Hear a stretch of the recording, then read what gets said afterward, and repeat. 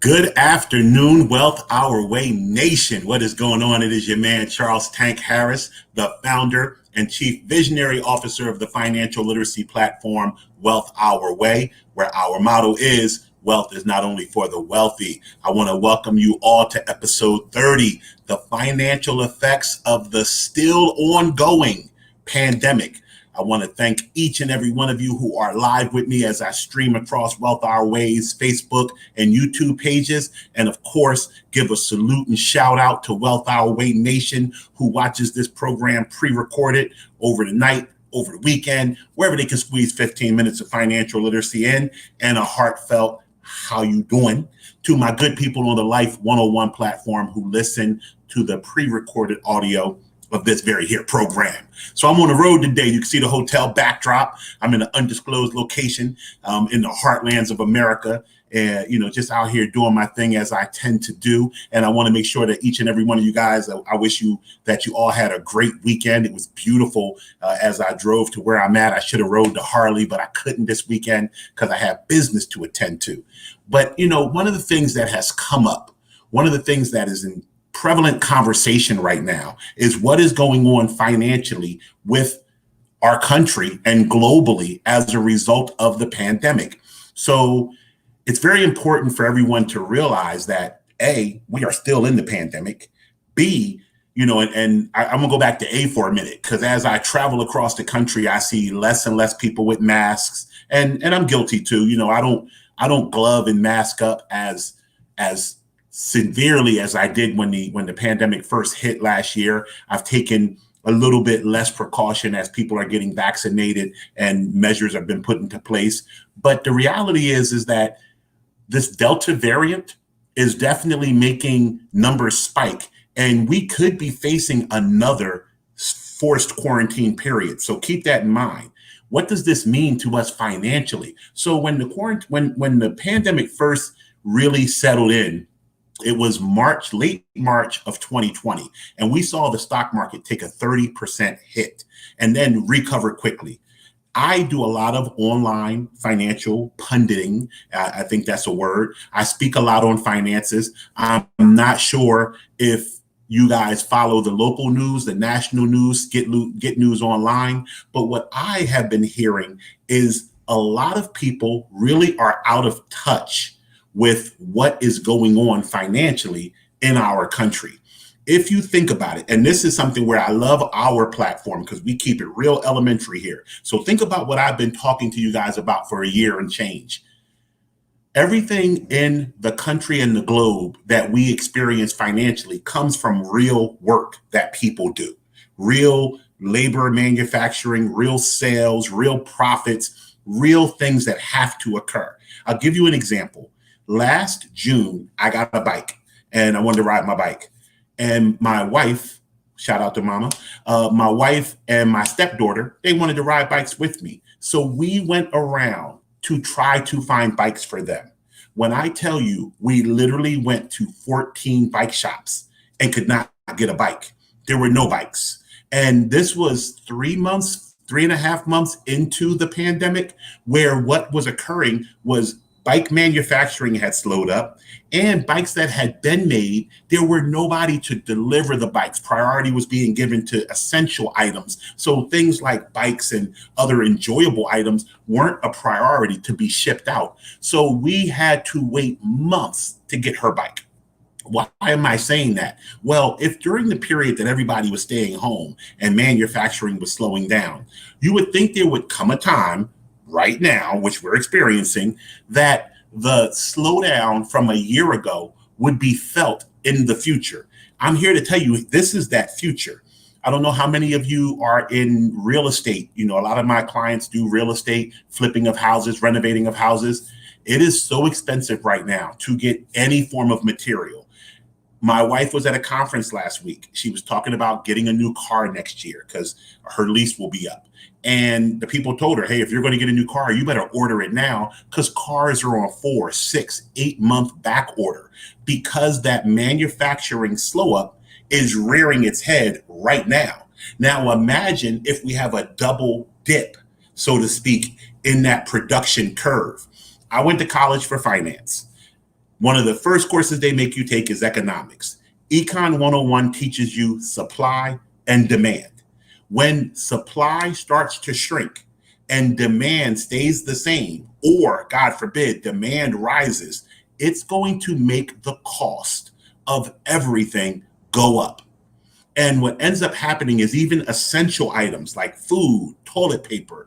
You saw there was a run on toilet paper last year when the pandemic was first announced. All of these items become scarce, and you have dollars fighting for fewer items, which makes prices rise. Now, I was in a clubhouse room. And once again, I'm a 51-year-old man. I was in a clubhouse room with a bunch of 20 and 30-year-olds. It was very clear to me who had never experienced any serious type of financial downturn. Here I am. I've lived through the pandemic. I lived through the 2008 correction. I lived through the tech burst. I lived through 87. I was 17 years old when we had the crash of Wall Street in 87. I've lived through all of these things. I've seen them. I've seen the fuel embargo where cars were wrapped around the block trying to get gas. And I'm in a room with a bunch of younger people who they're more theory financial people than they are in practice financial people. And they are sitting here arguing me because anybody who has watched this program knows I've talked about the fact that I predict we are going to have a serious market correction. I'm talking about 40, 50%.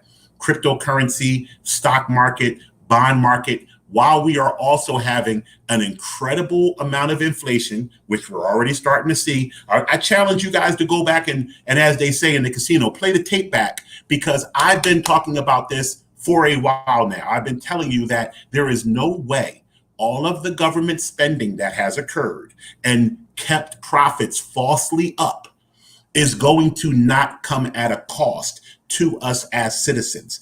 And we are starting to see that very, very slowly. I want you to ask yourself how likely it would be that the United States Treasury could afford to have a replay of what we did in 2020.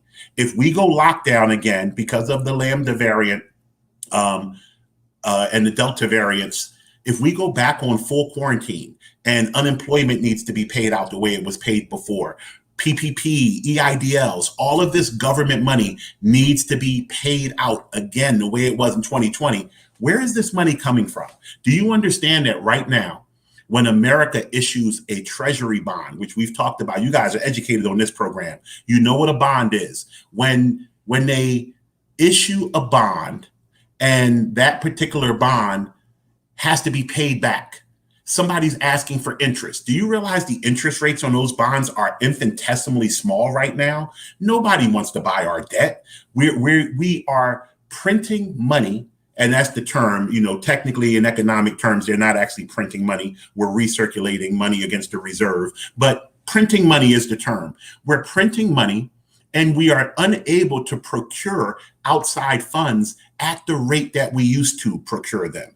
Combine that with the fact that our manufacturing is down. So how are we going to sell our goods to foreign entities? And we can't afford to purchase their goods. Now, the only saving grace to any of this, and it's not really a saving grace, is what is happening in America is happening globally. So other countries are faced with the same situation as far as their gross domestic product and their ability to produce goods and sell them. But what we have to do. So here's what I preach at Wealth Our Way. It's not enough to come on here, and I shouldn't just come on here and give you the doom and gloom. I shouldn't just come on here and tell you, oh my God, watch your IRA, watch your 401k, put your head on, run. That's not enough. I have to give you tips on how to navigate and survive what is coming up. One of the biggest tips is that cash remains king. And for, gender equality, cash remains queen as well. Cash rules everything around you right now. Get your Wu-Tang album out, because right now we are in a fluctuating price state. The market is living false. The market is telling you all lies. The stock market is being propped up artificially by government cash being put in people's pocket so that they can go out and buy, so that companies can report good profits. Nobody's making anything. This is all coming to roost now. You are seeing it firsthand. Go order something offline I have a new Harley. You guys know I got Georgia, and Georgia had to go into the shop. I wanted to get ape hanger handlebars to make her a little more comfortable for a man of my stature to ride. And I'm waiting on a cable that they told me might take 13 weeks to arrive. 13 weeks is 3 months. 3 months for a cable, because demand is outstripping supply, because we are now seeing the results of a backlog of lack of production. So with that being said, I'm going to jump into the comments a little bit and start to look at this. So yeah, it's funny. One of my faithful longtime buddies and friends put in here that rental properties won't make it. Hotels and apartments will be a wrap. The government will eat all that up. Here's the thing. I'm in a hotel right now, so I don't want to skeeve anybody out. But, these hotels, these businesses are telling you that they are disinfecting, that they are sanitizing, that they are doing things at a higher level than they normally do them. I just went to go take a shower earlier today. It's all types of hair in my shower, like some blonde woman, or maybe it was a man, I don't know, that the hair is like this long, is on the shower floor. Now, that's something that when you travel as much as I travel, you see in hotels. They don't clean as well as they should clean. That's in normal times. But I got a sticker on my door telling me that my room is sanitized and it's COVID safe. BS. The reality is that the cost of stepping up cleaning, the cost of full sanitization is something that these companies weren't prepared for. Prices have gone up. I can tell you that. When I was looking for my hotel room out here, I normally would find a hotel high 70s, low 80s. The cheapest hotel I was able to find was I don't want to use the brand name. I don't want to give anybody any free publicity. But, I like to stay in relatively name brands. And the hotel was $114 a night. And the reality is that Airbnbs are more expensive now, and people are not adhering to the higher standard of cleanliness that they're telling you they're doing, because A, they don't feel as though you're going to check. B, it's cost prohibitive for them. So you have all of these people online teaching you how to start your Airbnb business, start your Turo business. And FYI, by the way, next week, I'm going to run a series. Lindsay Bronner, Sister Lindsay, what's up, babe? Sister Lindsay gave me the great suggestion of doing some 15-minute of finance episodes that talked about other ways to bring money into the households. So side hustles. I don't like the term side hustle, but it's prevalent, and I like to speak in a way that everyone's going to pick up on it. But I was talking to a new client on Saturday. One of the first things she asked me about was alternative ways to make streams of income. And the reality is that our day jobs aren't necessarily going to give us the lifestyle that we desire. So, much love to Lindsay. I appreciate the feedback and the support. When you guys give me topics, I want to run and make sure they happen. I do have a handful of inbox and email topics that you guys have brought to me that I'm going to be bringing up, trying to step the program up, keep you guys in the know. All I want to do is educate. All I want to do is provide information. You guys ask for it. I want to bring it here. So let me just close out by saying, if you have money on the sideline right now, I'm not necessarily telling you to be fearful. What I'm telling you is what I've always told you. My words are truer now than they've always been. Develop a plan that allows you to dollar cost average into your investments. Because if we see a 50% drawback and you've put all your money into your IRA or your 401k or 403b, you're going to be crushed. Even if you don't need the money for 15, 20 years and it has time to come back, mentally you're going to be crushed. So be prepared to dollar cost average into it and make sure that you keep your liquidity. Normally, I tell people there's no difference between cash in the bank and a credit card. What we saw last year was banks and credit card companies cutting people's access to credit. So I would say keep cash as opposed to just keeping credit card balances open. Those are two tips that I would give you for how to deal with the effects of this still ongoing pandemic. I implore you guys to be safe. Love you all. Can't wait to see you tomorrow. And remember, here at Wealth Our Way, our motto is wealth is not only for the wealthy. Please have a great day. Take care.